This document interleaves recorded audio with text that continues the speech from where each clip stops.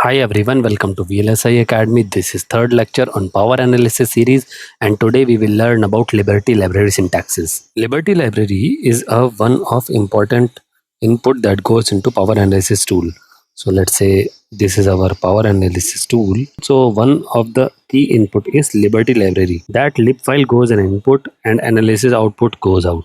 So this Liberty Library will have it is basically very important to understand that how power supplies are defined in the Liberty library. So let us assume that we have one design which has some power supplies. So let's say there is one power supply that goes to this design as VDD. So there will be one section which will be defining in the Liberty library. That section is called as power supply section. In that power supply, after that there will be braces like this, and this is the syntax. So in this flower braces, inside that we will define multiple power supplies. So there will be first and foremost will be your default power rail. So default underscore power underscore rail. This is how we define the power supply. And then after that there will be multiple other sections. So if let's say there are other power rails, so those will be defined as power underscore rail, and after that in brackets you have to define the name again, VDD well, let's say, and then the voltage. So let's say voltage is 0.1, like that. And then there will be another power rail. So let's say there is one more power rail, and let's say that is your input VDD. So VDD in, and then again the voltage. So let's say it is 0.5, like that. And then when you close it, the power, this is your basically power supply section closing off with the flower braces. Next is rail connection statement. So let's see, next thing is a rail connection statement.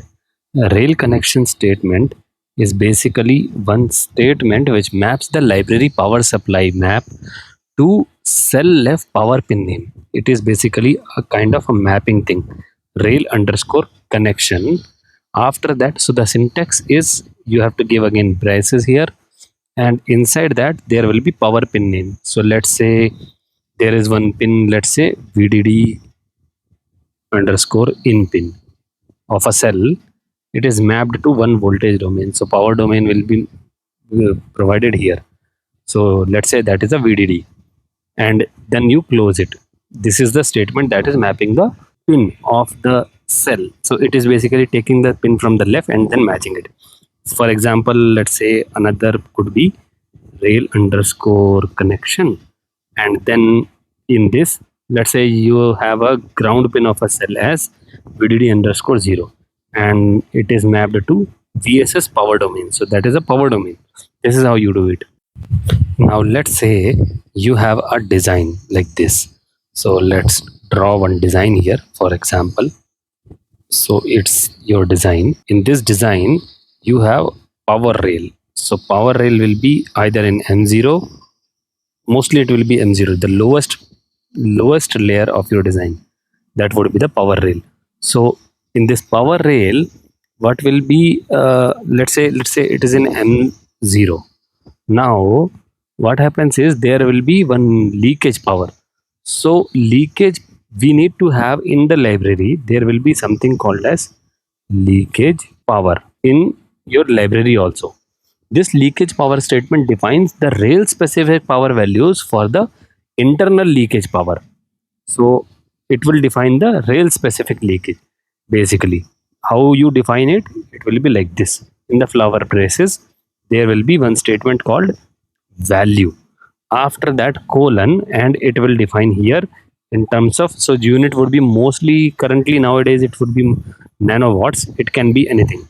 So let's say it is E06, that would be nanowatts or microwatts, like that. So and then power, after value there will be power level. So power underscore level, which defines the pin. So here you need to define, let's say it is for NWell.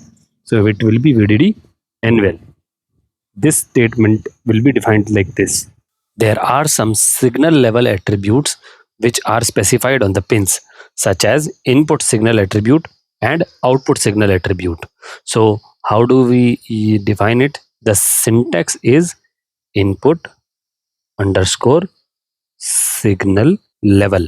This is the attribute name which is specified, and then column, and then you specify here domain. So this is the syntax. Similarly for output, so how do we define it? Actually, these are pin specific. So let's take one example. Maybe let's say you have a buffer. So how do we, let's say we have a buffer. Buffer will have two pins, in and out. So output is, let's say, called as Z here. So now how do we define it? We will take pin name will be Z, and then in the flower braces, first thing will be direction. So direction for the Z pin, that is in this case output, that is the direction. And then output signal level, output signal level, output underscore signal underscore level. This is the attribute. So that would be VDD1. Let's say this is just an example. So we are calling the domain as VDD1. So output signal level is VDD1. Now comes the internal power. So internal power is nothing but your activity. So it is an attribute that defines the short circuit energy values during the switching for all power arcs. So it will be input internal power. Inside that flower braces, again we specify here power level. So power level colon VDD1, again the domain, and then values. So here we specify the values. It can be 1, 2, 3, 4, like this, and then flower braces close. So this is how you define the pin specific attributes for the power. Since time is running out, we will see the further topics in the next video. In that video, we will talk about the PG arcs, that how do we define the PG arcs in the library and the custom library, and we will also see state dependent leakage power topics and other power related topics in the further videos. That is all for this video. We will come up with more interesting topics in further videos. Please do subscribe to VLSI Academy and let us know your views in the comment section. Thank you.